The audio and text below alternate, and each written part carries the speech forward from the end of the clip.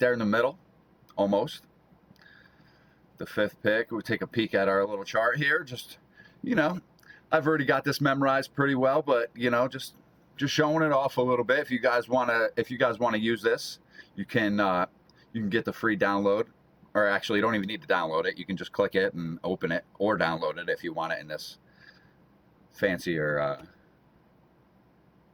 format like I got it. The 5th pick, let's see if we can even think about who we're going to take. Probably not. I mean, Bijan's going to be gone. Gibbs is going to be gone. But then after that, people will do anything. So you never really know who's going to be there for you at number 5. And if you think you know, you probably haven't done enough drafts. I mean, sometimes you can have an idea, especially if you're picks 1 through 4, maybe. Once you get to pick 5, no chance. I mean, you can guess. You can guess. You're probably going to be wrong. You can almost count on Gibbs and Robinson going 1 and 2 in almost every draft.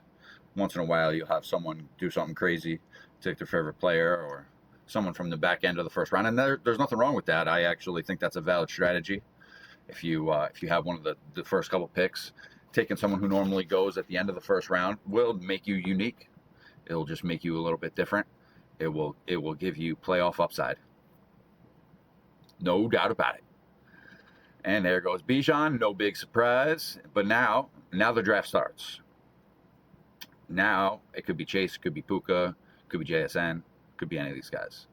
It is Chase, good pick. Burrow missed a lot of time last year, so I expect him to bounce right back and be a top-level stud again. So now we're only 1 pick away. He took Jonathan Taylor. I could go McCaffrey, or I could take Puka. You know what? I'm just going to take Puka. I don't have a whole lot of Puka, and I love me some Puka. He is a stud. All right. So, wide receiver in the first round. That's, nothing wrong with that. But this year it seems like I've been liking taking a running back in the first round a little bit more often. I've been, I kind of like the depth at wide receiver a little bit better towards the end of the draft. So I like to try to secure my running back positions pretty early. But, you can't roll with the same strategy all the time. You need to switch it up. I've already got a lot of, I couldn't have taken Jonathan Taylor if I wanted to here, but I've already got a lot of Jonathan Taylor. I've got a lot of CMC. Because I've been taking those guys quite a bit over a lot of the first round wide receivers. Again, and it's not necessarily because I think that they're better players 1-to-1. It's just that the average difference, once you get to the back end of the draft, like I said, I like the wide receiver depth a lot more. And I think that even if a few of these wide receivers in the first round have a higher point per game, you're just not going to be able to make up for the difference with the sleeper running backs later. I mean, maybe you can pull one out of your butt, you know what I mean? But it's just a little bit tougher. I mean, hopefully they're there. Hopefully they're there and I'm picking them. But I'm not sure exactly who they are, towards the end of the draft. Now, I've heard a lot of big time best ball streamers talking about there's horrible talent in the back end of the draft. I absolutely disagree. I think that anyone saying that, they just don't know about the depth players. They just don't know about the rookies. They don't know about the second-year emerging guys. It's absolutely atrocious to say that there are no picks left after the 12th round. And I heard some of the biggest best ball content creators saying that recently within the last couple of days. And I just could not disagree more. But you know what? I hope that all you guys are listening to them more than you're listening to me, and that's fine. Go ahead. Miss out on all that value. And not so many people are watching me quite yet. We'll see how that changes next year after you guys watch me win big money again. But for now, there's not a lot of people watching me, and a lot of you guys are listening to the advice of some other people, and some of those people are pretty smart. I've picked up quite a bit from some of those guys. But like I said, it's probably the most atrocious thing I've ever heard someone say, and that is that there's no value left after the 12th round. There's so much value left after the 12th round. please stick around and watch the end of this draft, and you will see the kind of value that I get, and I will talk about them all. I will explain why they are each a smash. Why do I feel so confident about this? Well, because I've already done a ton of drafts going back to March, and, you know, I'm just not so new at this. I mean, I know a lot of you guys aren't new either, but I think that most people are under 20 drafts right now at this point of the season. You know, and I was over 20 drafts in March. Well over 20 drafts. Mm-hmm. I mean, a lot of those were cheap ones. You know, the pre-draft ones, I'm not trying to drop big buy-ins. I do a lot of, you know, I maxed out that $1 20 entry pre-draft best ball contest, and I did a couple of other ones. You know, not like I was spending huge money before the draft super early in March or anything, but I did want to start ironing out my strategy. And we're almost on the clock here. And let's see here. I'm going to take Chase Brown here and hope that I can get Kyren or Love in the next round. I actually like Kyren a little bit more, so I'm hoping that Kyren is the one, but I might not be able to get either one of them. But Chase Brown is a stud. He catches a lot of passes. He's going to be a big-time player, regardless if the Bengals are playing from ahead or from behind. Obviously, if they're playing from ahead, they're going to pound the rock. If they're playing from behind, they're going to throw the ball. But he catches quite a few passes. So it is, you know, look at 6 targets, 7 targets, 7 targets, 14 targets. He gets his targets.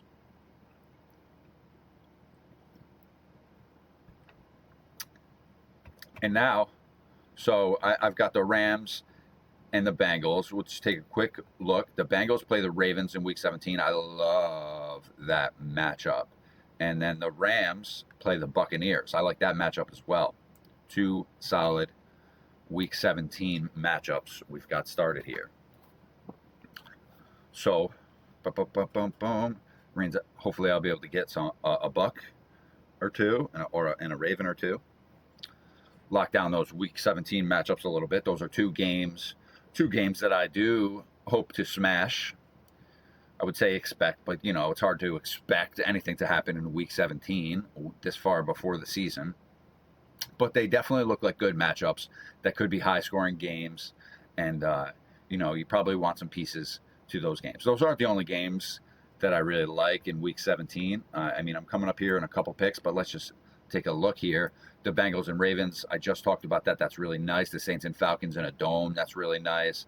Seahawks and Panthers, we got Colts and Browns. I don't want to cover myself up too much. All right. Colts and Browns could be kind of solid. Giants and Cowboys in a dome. Dolphins and Bills. Vikings and Jets is gross in a bad way. Steelers and Titans. Raiders and Cardinals, not so much. Oh, I'm on the clock. All right. Let's get this out of the way. And all right, Kyren did go.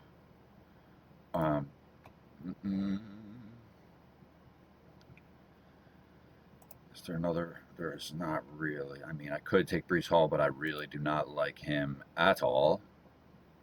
I am going to grab me Chris Olave right here. You know, Chris Olave came through big time in the fantasy playoffs last year, especially in, I think it was Week 16. You basically needed Olave to advance from Week 16 to Week 17.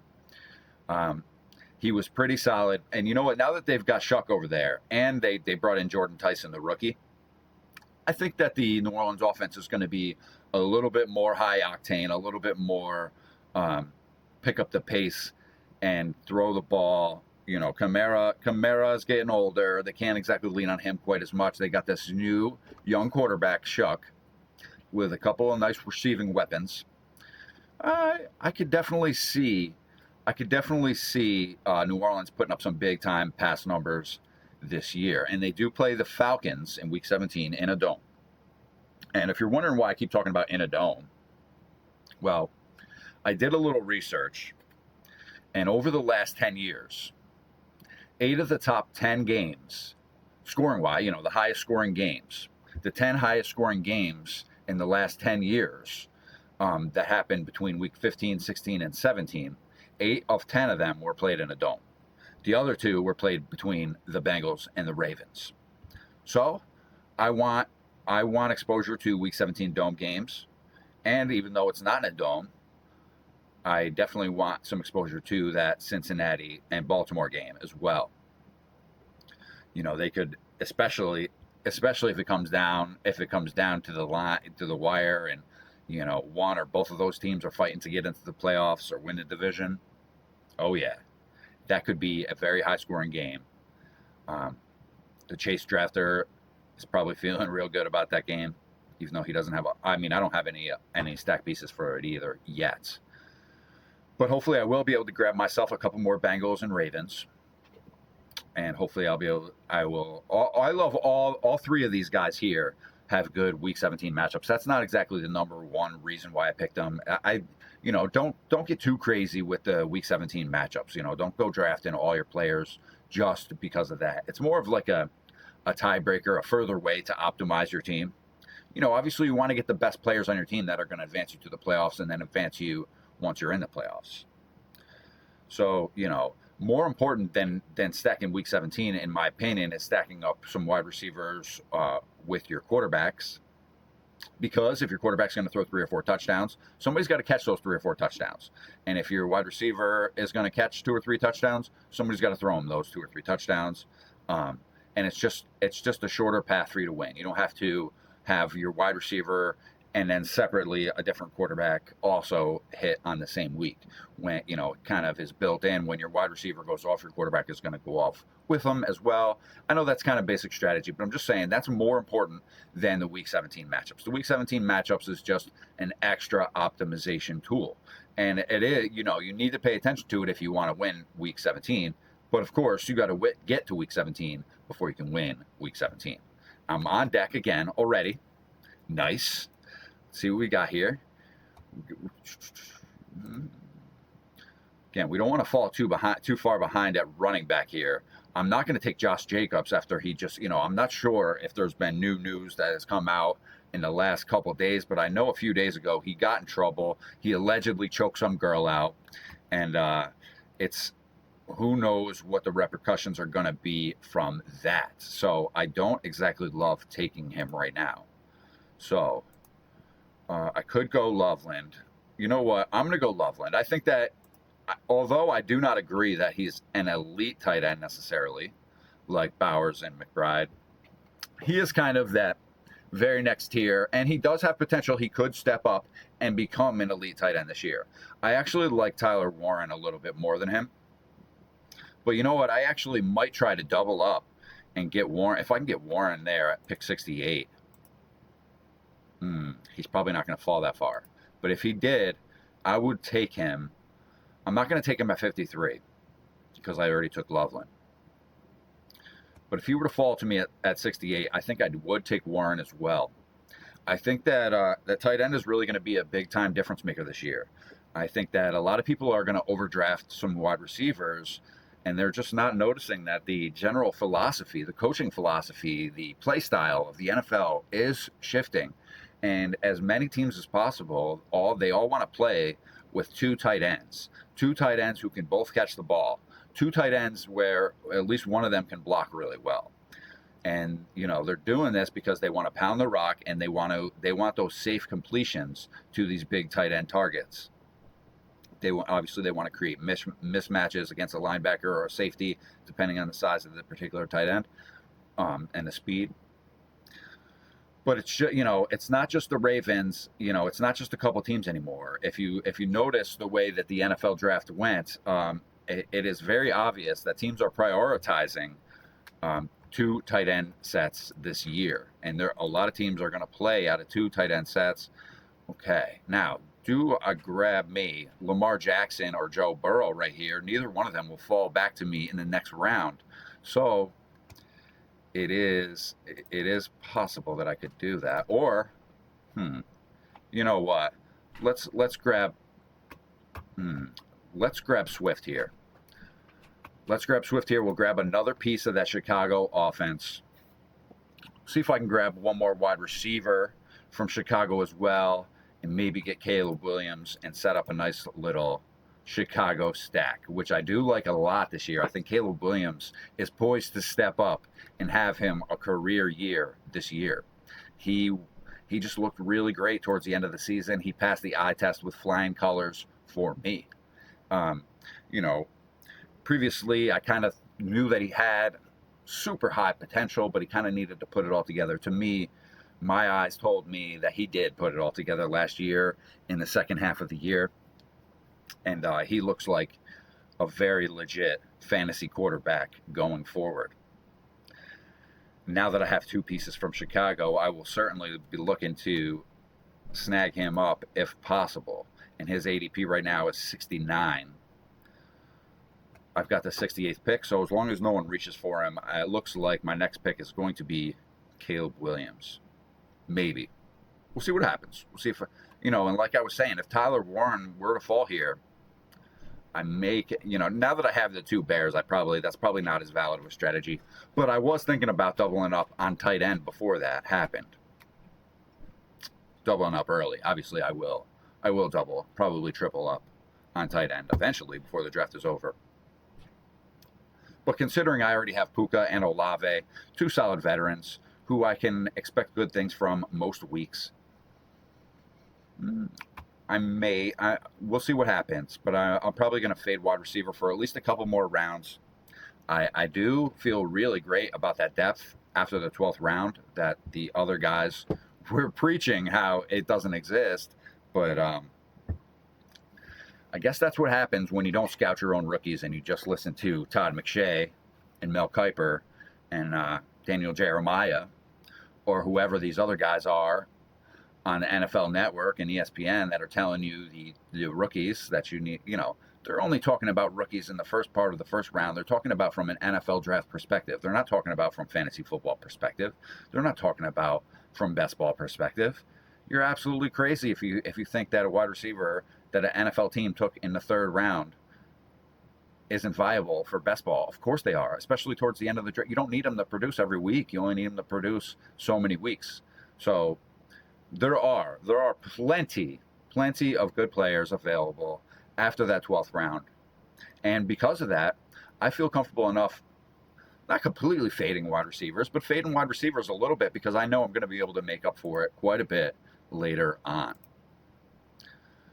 So I am one pick away. Tyler Warren and Caleb Williams are both on the clock. I do have to take Caleb, considering this build that I have going right now. I mean, I don't have to,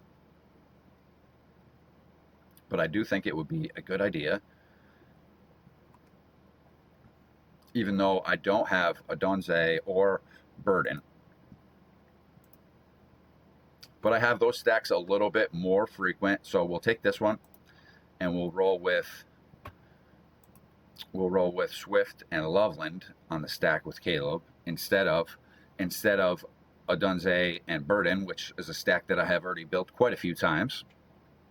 I have Loveland a significant amount less than those other guys. Mostly because, like I said, I just like Tyler Warren a little bit more, and he goes a couple of rounds later in drafts. He still hasn't got drafted. Oh my gosh, I don't know how in the world he hasn't got drafted, but if by some freak chance he doesn't get drafted by pick number 77, I will be taking him right here. And the fact that these guys don't already have him identified as a difference maker makes me feel really good about my chances in this draft. These guys, I mean, how do they not realize that between how good of a player Tyler Warren is, plus the general value of a receiving tight end in best ball, I mean, those two things combined make him a very, very viable pick. And for him to fall so much past ADP it's kind of crazy. But our man Z Kincaid, 22, just took him. Great pick. And he took Drake May as well. And he's got AJ Brown, who is projected to be traded to the Patriots. Okay, so the drafter in the number one hole is doing a pretty good job. Most of these other guys, maybe not so much. So we're taking a peek around here. We're on deck. Alec Pierce is a great pick as well. Mekhi Lemon I like. But let's just grab up Stevenson here. A little Ramondre action.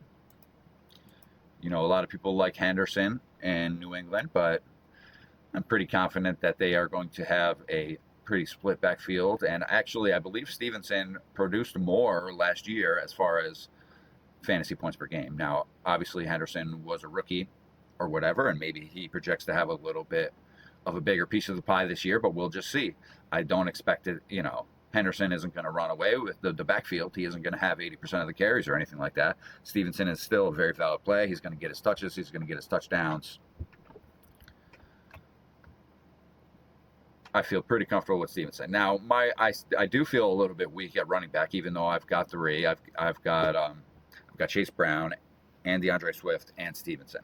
So Swift and Stevenson, I probably can't rely on those guys quite as much as I can rely on Chase Brown. So I'm still feeling a little bit thin at running back at this point. Now I know I only have 2 wide receivers, so maybe some of you guys are saying, "Hey, you should feel light at wide receiver too." Not really. I really don't. Not even a little. There's plenty of guys that I can get in the middle rounds and the late rounds who everybody else is just way too low on. Pick 92 is going to be my next pick. Let's see here. What's the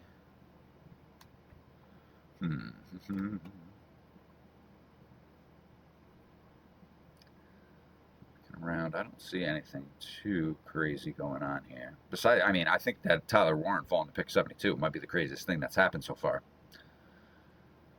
So while everyone might not have the best strategy, it seems like everyone knows what they're doing, at least a little bit. We have no complete noobs in here. There goes Jackson Dart. Good pick.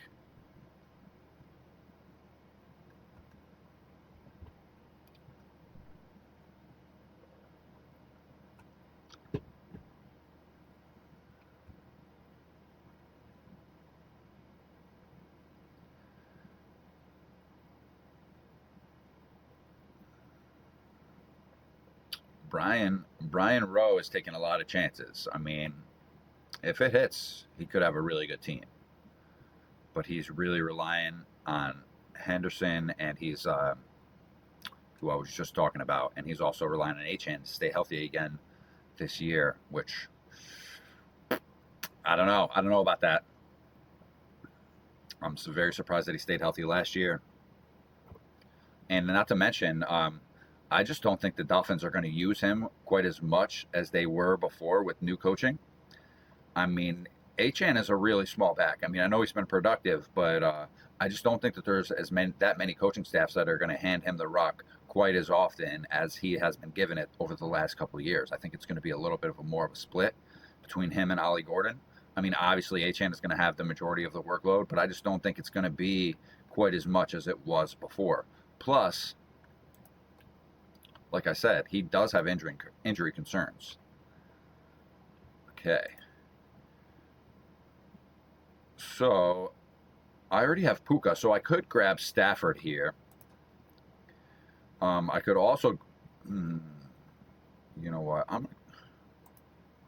I think what I'm going to do, I'm going to grab Stafford, and I am going to hope that Gainwell falls to me in the next round for that Tampa Bay. So, you know, I've got Puka and Stafford for the Rams. The Rams play Tampa Bay in Week 17. It's not a dome game, but it is at Tampa Bay, so it should be nice weather.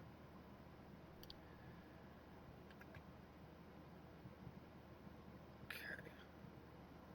And there goes Gainwell. So there goes my dream of that nice, perfect little Week 17 stack there.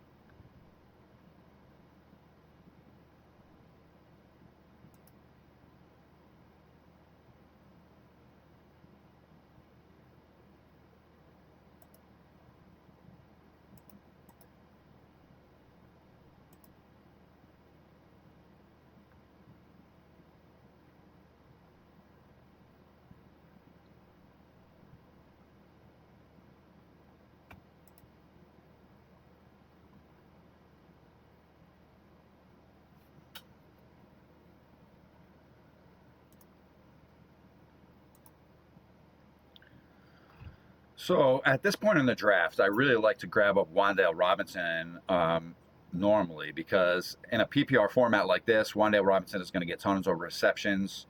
He's familiar with Daboll's offense. But because I've taken him so often, I think I'm going to grab Michael Pittman Jr. and hope that he does good things in Pittsburgh with Aaron Rodgers. I don't think the chances of that happening are so high, but I expected a little bit more out of DK Metcalf last year, and I think that the addition of Pittman Jr. May do some good things for helping them both get open. Defenses aren't going to be able to just put their best player, and if they do, if they're going to shadow a wide receiver with their best coverage guy, it's probably going to be DK most of the time, and hopefully that will leave Michael Pittman Jr. open a little bit more, and he will contribute for us. Now, that's the third veteran wide receiver. None of them are super strong, but I'm going to take some shots. I'm going to take some shots on a bunch of young guys who probably won't all come through, but if one or two of them come through for me and have big time impact seasons, it could be exactly what I need to make this team optimal. Now, I'm also going to have to get some more tight end depth and some running back depth before we get too deep into this draft. But like I said, there are tons of really great players coming into the league, rookies this year. They're getting drafted towards the end of the draft. A lot of people don't know about who they should be taking, and they are just scared to take rookies in general. They're fading the rookies. And that might be a good strategy for, the first 5 or 6 weeks of the season. It might appear that your best ball teams are doing really well for the first 5 or 6 weeks of the season if you fade rookies. But here's the thing. A couple of rookies are going to, from day one, just be difference makers. Most of them are going to need a little bit of development. They're going to need a little bit of time to mesh with their teams. Maybe they need someone else to get injured, whatever it is. But by week 6, 7, 8, these rookies are going to start impacting big time. And before the best ball playoffs start, a lot of these guys are really going to start hammering it. So what happens a lot of years is certain guys will fade rookies altogether. They'll just take solid players. They'll be real safe about the way they draft, and it'll work out real well for them for the first quarter of the season, maybe 5 weeks, whatever. But then, as the rookies start to emerge, these guys just fall back. It doesn't matter how far out in first place they were; they just dwindle away. And then someone who was in 3rd or 4th place rises up to the top because they had the right rookies on their squad. About to be on deck again,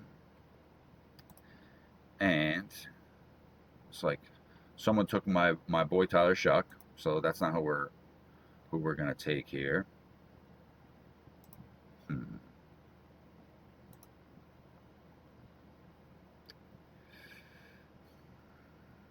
Man.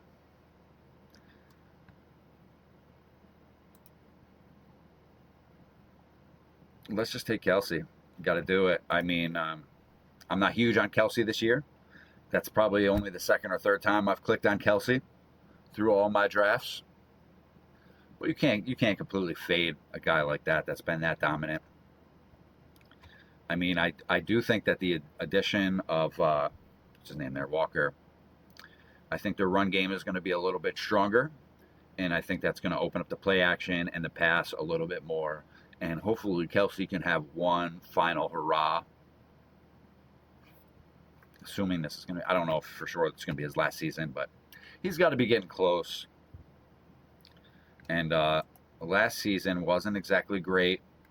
It wasn't horrible. I mean, we're talking about a tight end here, so 850 yards and 11.5 points a game.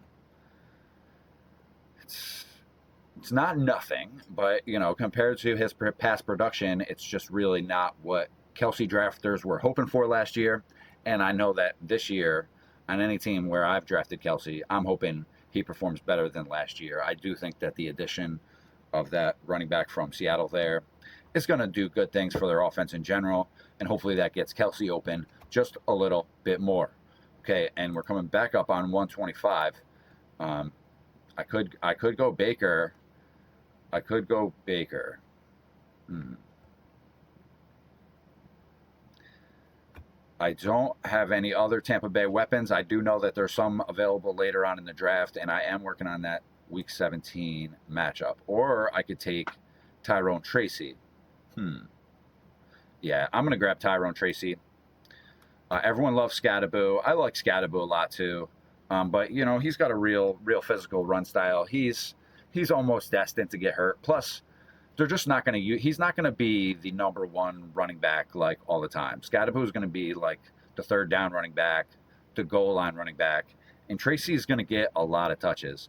Considering the ADP difference between Scadaboo and Tracy, I just think that Tracy is a much better value. I think that Tracy is very underrated right now in the, I don't know, the fantasy football world, the regular football world, whatever. Scadaboo gets all the attention, but Tyrone Tracy is a pretty good player. And don't forget, this guy was never a running back. This guy was a wide receiver in college and turned running back. And maybe there's a little bit of adjustment that's needed, but he has steadily improved and has looked better as a running back in the NFL. There goes Jonah Coleman, 129. I was really hoping I could take him. He's probably my favorite rookie running back. I know if you guys have been watching my videos, you've heard me say that a bunch of times, but get the hint, all right? The guy is a really good player. I don't care if right now he's number 3 on the depth chart or not. He's someone that you want to target, or else you're going to regret it later. Believe me. Okay, Cam Ward. Okay, all right, there. This guy in the 11 hole. Okay, well, he's only got 3, so I was going to say he's really hammering it home on quarterbacks, but in the middle rounds, there's nothing wrong with that. You can do that. That's a valid strategy that I have done many times. I don't know about 3 out of 4 picks, but maybe I've definitely done it before. I've taken 3 in a row before. Quarterbacks. It has to be at the right time and the right value on the right team, but sometimes it's a valid strategy. Okay.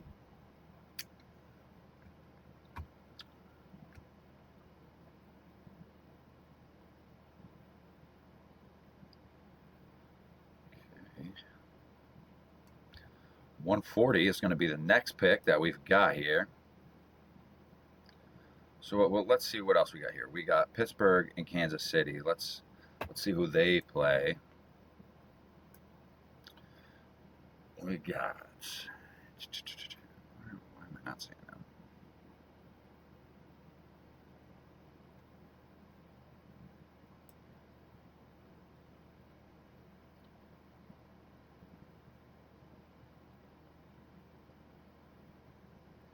What the heck?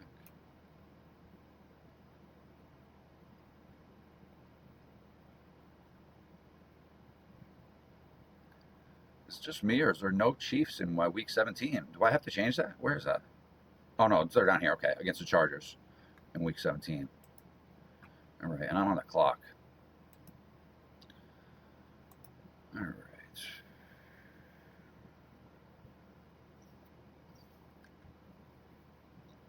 Pick 140. I've got 2 quarterbacks. Do I just take Daniel Jones? Yeah, I do. Give me Daniel Jones.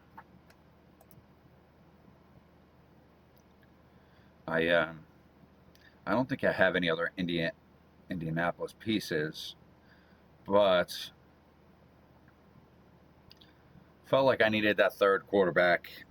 I'm not that guy who needs 3 quarterbacks on every team.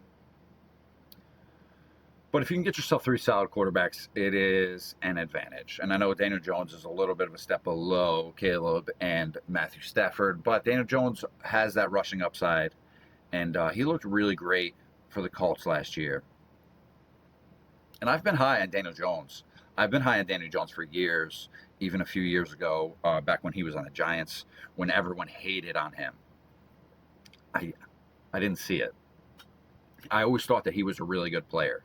It's just that, when he was on the Giants, they had really poor offensive line play. He didn't have weapons to throw to. He didn't have time for plays to develop. It was just ugly. Everything was ugly. And it wasn't his fault. The people were blaming it on him. I always knew it wasn't his fault. And then, when he was quarterback one for the majority of the year last year with Indianapolis before he got hurt, I was having, we'll just say I said I told you so more than a couple times to a few different people. 149 is coming up. So now, let me just point out that we're in the 13th round of the draft. We are now in that portion of the draft where some of the other best ball creators will tell you that there are no good players left. That's just crazy. I mean, we have almost half of the draft left. If you think that there's only valid players in the first half of the draft, let me tell you, you have no chance of winning. Not even a little bit. I mean, I guess you could get lucky and, accidentally click the right guy, but doubt it, because you know what? If you're going to accidentally click a guy right here, it's going to be one of these guys. It's not going to be one of these guys, and one of these guys are going to be the guys that you need, not one of these guys. So, it's just... All right. Taking a peek around.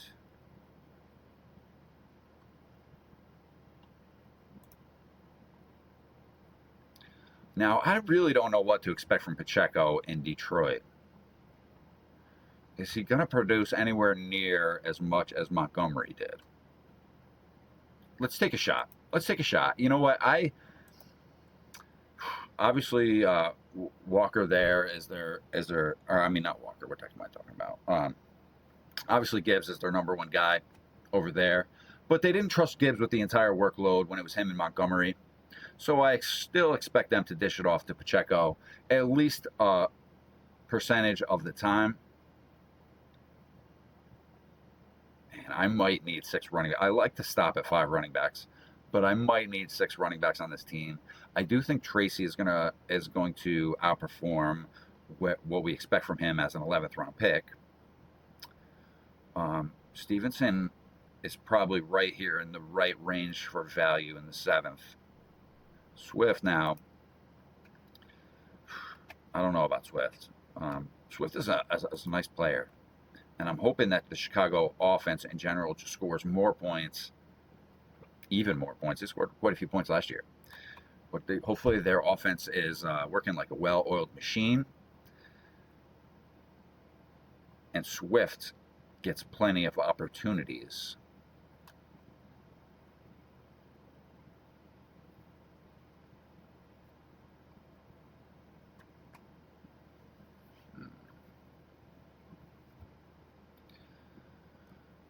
Okay, so we're set at quarterback. I might need one more running back, need a bunch more receivers, maybe one more tight end, possibly 2. Just thinking about that. 7 picks left. Got to make these 7 picks count. These 7 picks right here are going to determine the whole draft. So you cannot just leave here and once you get to the end part, put it on auto draft. You're just not going to win that way.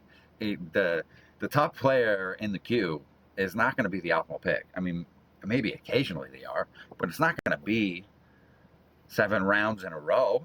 So you're just wasting those picks. You're just wasting your buy-in. There's no chance that you're going to make the playoffs with the team that you auto drafted in the second half of the draft, right? It's just not going to happen. If you don't feel comfortable with the names in the second half of the draft, do a little bit of research, watch a little bit of tape, watch some of my videos, listen to some insight. And not just me, there's other guys too. A lot of those other guys are telling you that there's no talent left at the end of the draft, so I don't know if they're the ones that I would listen to, but, listen to somebody.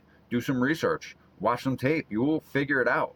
There are plenty of valid players available all the way through to the 18th round in every draft, most of the time all the way through to the 20th round.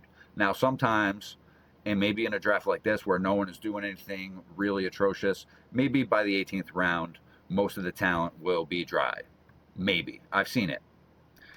But there's just too many guys. There's no way that they can all get drafted before that. I mean, sure, these guys that you're taking in the second half of the draft, you're not expecting quite as much as you are from the first half, but that doesn't mean that they're not valid players that don't have value and more value, relatively speaking, as compared to other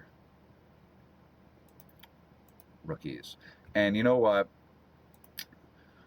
Antonio Williams, I'm just going to snag him. He hasn't been one of the wide receivers that I'm exactly targeting. He's not one of the guys that I was talking about. I do like him. I think he's a talented player.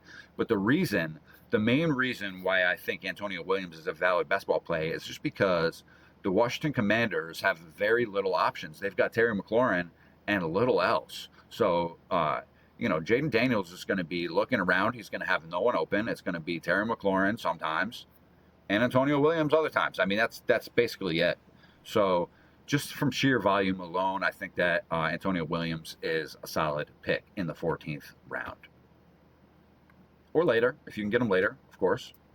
And sometimes you can. You can get him in the 15th or 16th round sometimes. Now we look through. Now, I have questions about the Cleveland Browns quarterback situation, but let me tell you, Denzel Boston is so talented, it almost doesn't matter. He's so big and so strong, and he runs through the chips. These defenders try to chip him and mess up his routes, and it doesn't impact him at all. He just runs right through them like they don't exist, like they're invisible. It's very hard to slow him down on his routes, and for that reason, and he's big. He's big. He's got size. He's got hops. He's got hands, and he does not get slowed down on his routes. You put all that stuff together, I just think he's going to be open. It doesn't really matter if it's Deshaun Watson or Shadur Sanders or Taylor Green or anybody else they might want to bring in to play quarterback. When they take the snap and they're looking around to see who's open, Denzel Boston is going to be that guy more often than not. I like him a lot more than Casey Concepcion, who got taken 4 rounds earlier up here in the 11th round by this guy who took Murray Willis and Geno Smith, the guy who lost with his quarterback spot. The same guy that I was saying, was taking some risks with running back earlier. And if it panned out, he could end up with an optimal team. Well, he totally ruined that by taking 3 of the worst quarterbacks in the league. We got Kyler Murray, who can't even see over the offensive line and might not even be the starter. We got Malik Willis, who hasn't really proven anything. We have Geno Smith, who is on one of the worst teams in the NFL. So we've got 3 horrible quarterbacks on this team. This guy really needs a 4th quarterback with any hopes of contention at all. But I think he might have already drafted himself out of contention. He might have already lost, maybe. It's not a guarantee at this point, but I would say he probably already lost. He might be one of these guys who thinks, look at, he started taking I would argue that a lot of these are bad picks starting in the 10th round. I wouldn't say call Casey Concepcion a bad pick, but considering I got Denzel Boston so much later, and I do think that they are going to produce somewhat similar, Boston is probably going to produce a little bit more than Casey Concepcion. Obviously, my pick had a little bit more value, unless Denzel Boston is the guy who doesn't produce. I really don't expect that to happen, unless Boston gets hurt or something, and there's nothing you could do about that. Let's see who he takes now. Who else are you going to take there, buddy? Brian Rowe. My bro, Brian Rowe. It's about time and he took Kamara too. Another guy that I have no interest in. Okay, nice. At least we have one guy making dumb picks. And that'll push some other guys down to us. Oh, Malachi Fields goes. I wanted him. Malachi Fields is one of my favorite rookie wide receivers. But that's okay. He got taken, so we're going to show you that there are plenty of other valid guys. Plenty.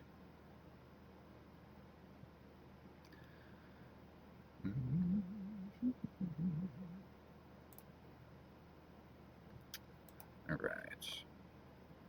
I think I already know who I'm going to snag. Most likely.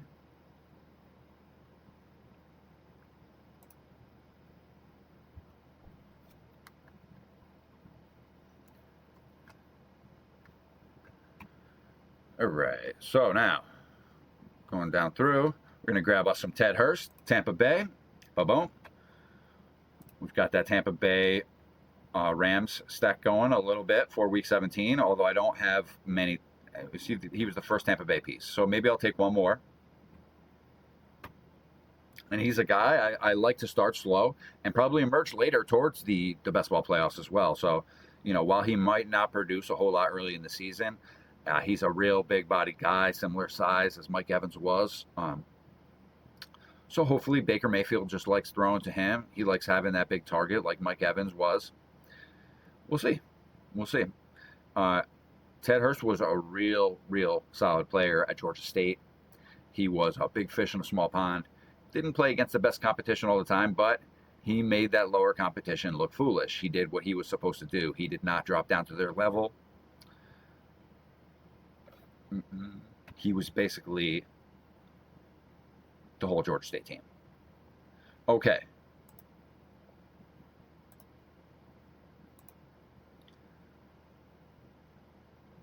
With 197,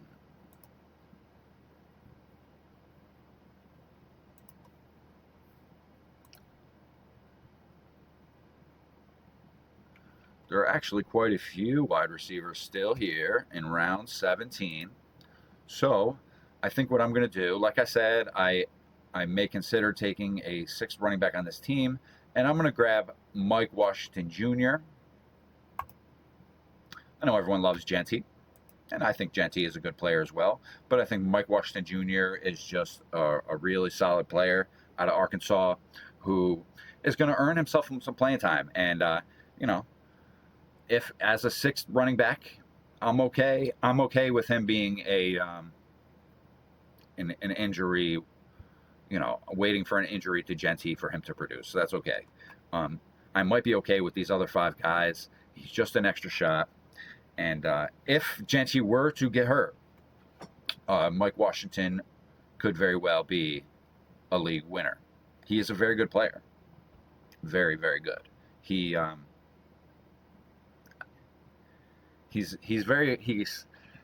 when I saw him at the combine, you know, as I was watching the running back group at the combine, he really stood out to me as he just looked the most NFL ready. He looked a little bit bigger, a little bit stronger, a little bit faster, a little bit more fluid than everyone else. He kind of looked like a professional playing amongst college kids at that combine.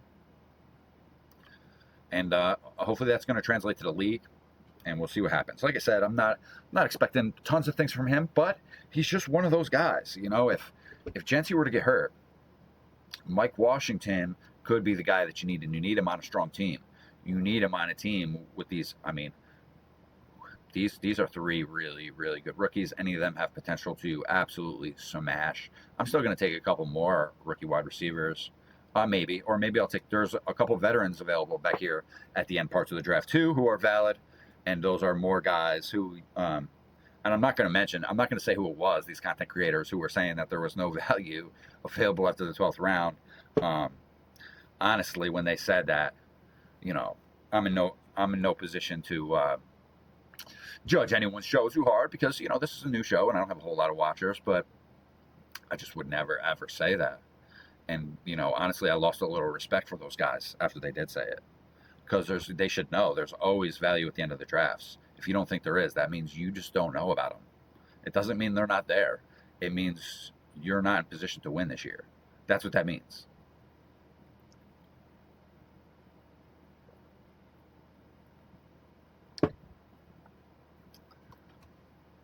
All right, boiling water, 212, the next pick, at atmospheric pressure. Don't think it boils at 212 everywhere. All right. Boom. 212 is coming right up.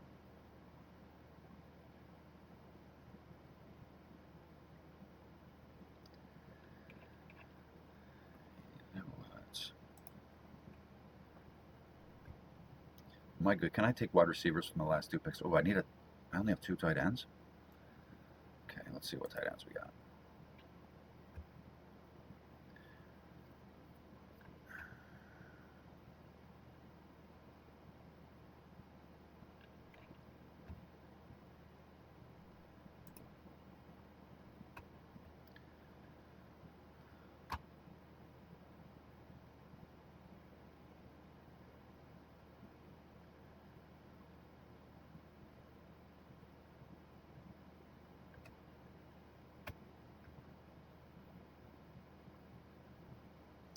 You know what? I think I'm going to make a click that I haven't made one time so far this year. It's always fun to make a new click. this deep into the drafts. After this many drafts, there's not many names that I haven't clicked on at least once. But here we go. Here's a new one, Calvin Austin. Boom, first time clicker. Now, Calvin Austin, he's at the very least wide receiver 3 on the Giants. And if you consider Isaiah Likely and their running backs, I mean, this guy is like the 5th or 6th receiving option on the Giants. But is there any chance at all that he kind of steps into that Wan'Dale Robinson role? Is there any chance at all that he becomes that smaller possession, high volume of catches type of wide receiver that Wan'Dale Robinson was? I mean, I honestly think that the majority of the targets that Wan'Dale Robinson used to get are going to go to Malachi Fields. But Austin could be that guy that people just aren't clicking, who has a couple of really good weeks, who could really push your team over the top. Now, I actually thought that I was picking that in the 19th round. I don't love Austin in the 18th round. I actually thought that I was picking in the 19th round already. So that was a mistake by me, but that's okay. I'll admit it. And there's a guy. Where are you at? Where are you at, my man? I can't find him. I'm going to have to take Skylar Bell instead. Okay. I was looking for Tez Johnson. Tez Johnson is another Tampa Bay weapon that I could have stacked up that Week 17 matchup with the Rams. And I don't see him unless he got taken way too early. I think that... Oh, he was still there. He was still there. I just didn't scroll down far enough. That's okay. I've got him. I've got him more than I have Skylar Bell. And Skylar Bell was really good at Connecticut. And, man, his numbers were actually really incredible. And all it takes is Josh Allen to like him just a little bit. I would say that there's a very good chance, at least a couple weeks out of the year, that Skylar Bell will be Josh Allen's flavor of the week. He'll be the guy that he's getting into the end zone. It seems like Josh Allen likes to take turns with his weapons, right? He likes to throw a different guy 2 touchdowns every week. Kind of make sure everyone knows that Josh Allen's the real star and it's not anyone else.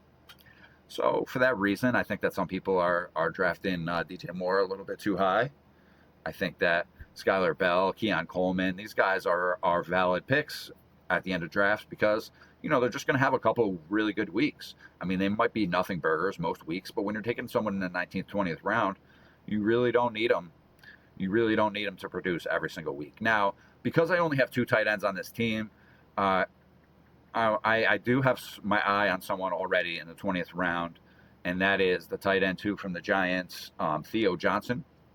Theo Johnson was a valid tight end last year in best ball and fantasy. A lot of people are down on him because they brought in Isaiah Likely, but let me take you back to what I said in the very beginning of this video. The NFL is trending towards 2 tight end sets all the time. Every team wants to be in 2 tight end sets as often as they can. And the reason they want to do that is because they feel like they have an advantage in the run game and the pass game. And almost every other formation only gives them an advantage in the run game or the pass game, and it kind of telegraphs what they're going to do. When they're out there with 2 tight ends, it could be a run, it could be a pass. The defense has no idea what's coming. We have guys who could potentially be running routes from either end of the line or in the slot, wherever they're lined up. These guys can catch the ball, or they can block for run plays. They can block for screens. It's just a very, very hard offense to stop. So let's hurry up and find Theo Johnson. Boom. So that wraps it up. That wraps up the 20th round. And after the 20th round, we go back and look through. We started this off with Puka and Chase Brown. Now, Chase Brown, I really like this pick regardless. I was not able to come through with Ravens. I don't think I took any Ravens on this team at all. I did not. When I took Chase Brown, I was kind of hoping that I was going to be able to stack him up with some Ravens for that Week 17 matchup. But like I was telling you before, that is not the end-all, be-all. We are not drafting teams from a Week 17 standpoint first. Okay, we have to build a team who's going to produce, who's going to win, who's going to make it into the playoffs and then advance. And not only advance once, they got to advance through the playoffs. They have to advance to week 16, and they have to advance to week 17. And then that's when your week 17 matchups matter. Okay, now the matchups matter big time because there's a huge difference between what you win if you finish last in week 17 and if you finish first in week 17, right? So we have to keep all this in mind, try to balance these things out. But week 17 cannot be the number one first thing that you're drafting for. Now, I do have week 17 correlation, especially when it comes to the Rams and the Bucks game. And that could very well be the game that smashes. And you can't target the same game in every draft. You have to target different games in different drafts to have the potential to smash in week 17, to give yourself as many possible roads to the final week, to the championship, to that $3 million. You need as many roads as you could possibly get. And I think that what we did here was give ourselves a nice little pathway to win 7 figures. We're feeling real great about it. You guys come back. If you like this video, if you got any value at all, like and subscribe, and we will see you next time.